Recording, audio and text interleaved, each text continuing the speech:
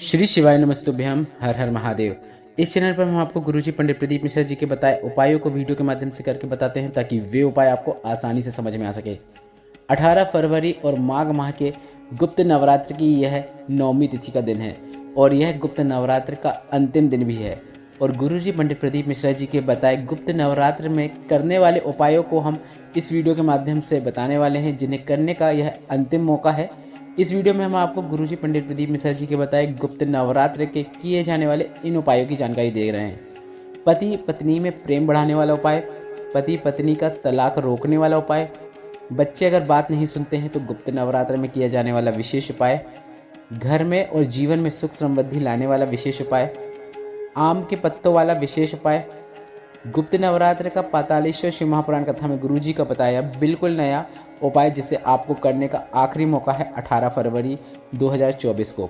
इस वीडियो में हम आपको कुल 6 उपायों की जानकारी देने वाले हैं। सभी उपाय सरल और आसान हैं। आप चाहो तो इनमें से कोई भी एक उपाय करके इस गुप्त नवरात्र का अधिक से अधिक लाभ प्राप्त कर सकते हैं, पर आप आवश्यकता के अनुसार एक से अधिक उपाय भी कर सकते हैं। पर एक बात तो तय है, 18 फरवरी गुप्त नवरात्र के अंतिम दिन अगर आपने गुरुजी पंडित प्रदीप मिश्रा जी का बताया गुप्त नवरात्र का एक भी विशेष उपाय कर दिया तो आपको इस गुप्त नवरात्र का पूरा लाभ प्राप्त होने वाला है। यह उपाय स्त्री पुरुष नवयुवक मतलब सभी लोग कर सकते हैं।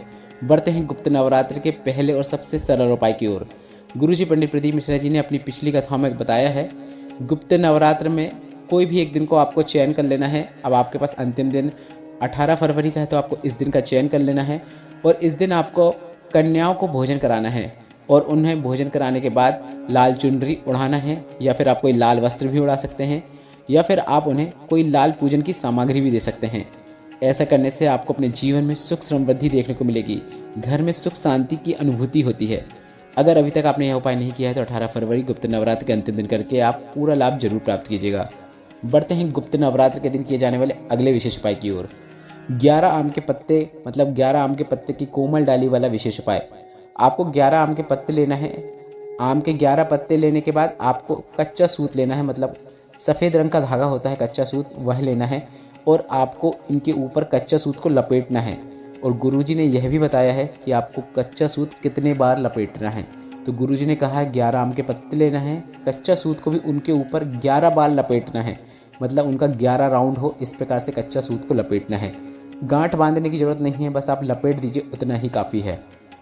इसके बाद आपको अपनी कामना करते हुए, जो भी कामना है, श्री शिवाय नमस्तुभ्यम या फिर नमः शिवाय या फिर ओम नमः शिवाय बोलते हुए अपनी कामना करते हुए इन सभी चीज़ों को, मतलब आम के पत्ते को जिनमें आपने कच्चा सूत लपेटा है, इनमें आपको शहद लगाते हुए, मतलब आम के पत्ते की जो डंडी रहती हैं उन डंडियों में शहद लगाते हुए आपको इन सभी चीज़ों को माता अशोक सुंदरी के स्थान पर अर्पित कर देना है और अपनी कामना कर लेना है।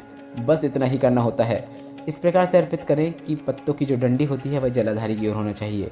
यह उपाय करते समय आपको श्री शिवाय नमस्तुभ्यम या फिर नमः शिवाय या फिर ओम नमः शिवाय मंत्र का उच्चारण जरूर करना है। बढ़ते हैं तीसरे विशेष उपाय की ओर। गुरुजी ने कहा, पति पत्नी के रिश्ते में मधुरता नहीं है, जरा जरा सी बातों में लड़ाइयाँ हो जाती हैं, एक दूसरे का मुख देखना पसंद नहीं करते हैं। आपस में लड़ाइयों को रोकने के लिए, प्रेम बढ़ाने के लिए आपको माता के मंदिर में जाकर मक्खन चढ़ाना है। प्रेम बढ़ता है, यह निश्चितता है।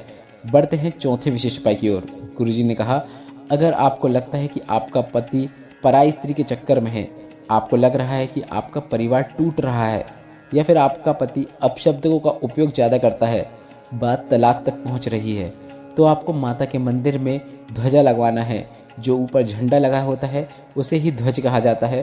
तो आपको माता के मंदिर में ध्वज लगवाना है और ध्वज में भी आप पहले मक्खन लगा दें, इसके बाद ध्वजा लगवा सकते हैं। आपको पति पत्नी का रिश्ते में मधुरता देखने को मिलेगी। बात तलाक तक भी पहुंच गई है तो भी रिश्ता बन जाता है, रिश्ता टूटने से रुक जाता है। बढ़ते हैं पांचवें विशेष उपाय की ओर। अगर आपके घर में बच्चे जो आपकी बात नहीं सुनते हैं, कुछ भी बोलते रहते हैं, कुछ भी मुंह चलाते रहते हैं, आप जो बोलते हैं उसकी उल्टी चीज़ें करते हैं, आपसे उल्टी बातें करते हैं, तो आपको माता के मंदिर में जाकर लाल चूड़ी, लाल चंदन और लाल पुष्प माता को अर्पित करना है। आपको 3 चीज़ें अर्पित करना है, एक बार आप फिर से सुन लीजिए। आपको माता के मंदिर में जाकर लाल चूड़ी, लाल चंदन, लाल पुष्प, यह माता को समर्पित करना है। गुरुजी ने कहा बस इतना मात्र कर देने से बच्चा हमेशा आपका सम्मान करता है, आपसे हमेशा जी और आप करके बातें करता है। बढ़ते हैं छठवें और अंतिम विशेष उपाय की ओर, जो कि हाल ही की पातालेश्वर शिव महापुराण कथा में गुरुजी ने सभी को बताया है और गुरुजी ने सभी से यह उपाय घर में करने को कहा है। इस उपाय को करने से आपकी जो भी कामना है वह भोलेनाथ शीघ्र अतिशीघ्र पूरी कर देते हैं। और यह गुप्त नवरात्र का स्पेशल और विशेष उपाय है, जो कि गुरुजी ने इस गुप्त नवरात्र में सभी से करने को कहा है। और 18 फरवरी गुप्त नवरात्र का अंतिम दिन है और यह उपाय करने का भी आपके पास अंतिम मौका है। आपको 14 फूल लेना है। अब 14 फूल में से आपको 9 फूल जो लेना है वह आपको लाल फूल लेना है और 5 फूल आपको सफ़ेद फूल लेना है। 9 लाल फूल और 5 सफ़ेद फूल लेने के बाद आपको अपने ही घर की कोई मिट्टी, अगर आपके घर में बगीचा है तो उसकी मिट्टी का उपयोग करते हुए, या फिर आपके पास कोई मिट्टी है उसका उपयोग करते हुए 2 शिवलिंग का निर्माण करना है। आप 2 शिवलिंग का निर्माण नहीं भी कर सकते हैं तो आप 1 शिवलिंग का निर्माण कीजिए और एक गोल आकृति बना दीजिए। यह हम 2 शिवलिंग या फिर 1 शिवलिंग या एक गोल आकृति का उपयोग इसलिए कर रहे हैं क्योंकि एक तो हम भोलेनाथ के निमित्त शिवलिंग बना रहे हैं और दूसरी शिवलिंग या गोल आकृति हम माता पार्वती के निमित्त बना रहे हैं। और गुरुजी ने कहा आपको एक दीपक प्रज्वलित करना है और दीपक प्रज्वलित करने के बाद आपको 9 लाल पुष्प एक शिवलिंग पे अर्पित करना है और 5 सफ़ेद पुष्प दूसरे शिवलिंग पे अर्पित कर देना है। इसके बाद आप जो जो पूजन अर्चन करना चाहते हैं वह सभी पूजन अर्चन कर सकते हैं। अब अगर आपने एक गोल आकृति बनाई है और एक शिवलिंग बनाया है तो गोल आकृति में आपको लाल पुष्प अर्पित करना है क्योंकि वह आपने माता पार्वती के निमित्त बनाया है। और जो शिवलिंग है उसमें आपको 5 सफ़ेद पुष्प अर्पित करना है। कोई सा भी सफ़ेद पुष्प आप शिवलिंग पे अर्पित कर सकते हैं केतकी के पुष्प को छोड़ के। और लाल पुष्प भी आप माता को कोई से भी अर्पित कर सकते हैं। गुलाब का पुष्प अर्पित कर दें तो काफ़ी अच्छी बात है। गुलाब का पुष्प भोलेनाथ की शिवलिंग पर और माता पार्वती पर, माता दुर्गा पर, सभी पर अर्पित किया जा सकता है। इसलिए आप लाल पुष्प में गुलाब के पुष्प का उपयोग कर सकते हैं और सफ़ेद पुष्प में आप कोई भी सफ़ेद पुष्प का उपयोग कर सकते हैं केतकी के पुष्प को छोड़ के। गुरुजी ने कहा आप जो जो पूजन अर्चन करना चाहते हैं वह पूजन अर्चन कर सकते हैं।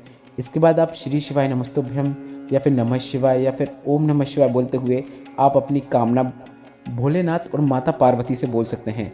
भोलेनाथ और माता पार्वती से कामना बोलने के बाद जब पूरी पूजन हो जाए उसके बाद आपको जो 9 लाल पुष्प हैं, 5 सफ़ेद पुष्प हैं और जो भी सामग्री आपने शिवलिंग पर अर्पित की है वह सभी को और शिवलिंग को विसर्जित कर देना है। सभी चीज़ें, सभी सामग्री आपको कोई भी नदी तालाब में विसर्जित कर देना है। गुरुजी ने कहा अगर नदी तालाब नहीं है तो आप किसी वृक्ष के नीचे भी अर्पित कर सकते हैं और उसके ऊपर पानी डाल सकते हैं। पर अगर नदी तालाब है तो काफ़ी अच्छी बात है, वहीं पर विसर्जित कीजिएगा। बस इतना ही करना होता है। इस वीडियो में बताए गए उपाय से संबंधित अगर अभी भी आपके मन में कोई प्रश्न है तो वह प्रश्न आप कमेंट बॉक्स के जरिए पूछ सकते हैं। मेरे द्वारा दी गई जानकारी अगर आपको थोड़ी सी भी उपयोगी लगी हो तो इस वीडियो को लाइक करके कमेंट बॉक्स में हर हर महादेव जरूर टाइप कीजिएगा। श्री शिवाय नमस्तुभ्यम। हर हर महादेव।